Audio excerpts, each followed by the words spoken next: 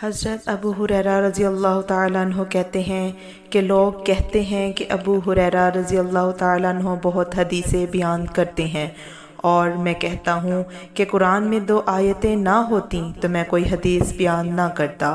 پھر یہ آیت پڑھی جس کا ترجمہ یہ ہے کہ جو لوگ اللہ کی نازل کی ہوئی دلیلوں اور آیتوں کو چھپاتے ہیں، آخر آیت رحیم تک۔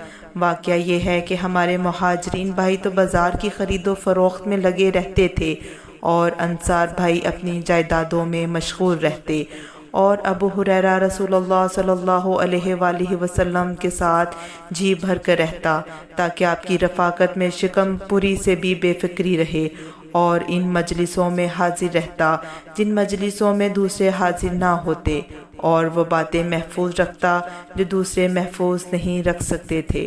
صحیح بخاری حدیث نمبر 118۔ ویڈیو اچھی لگی ہو تو پلیز میرے چینل کو سبسکرائب کریں، لائک کریں، شیئر کریں اور بیل آئیکن کو پریس کریں۔ جزاک اللہ۔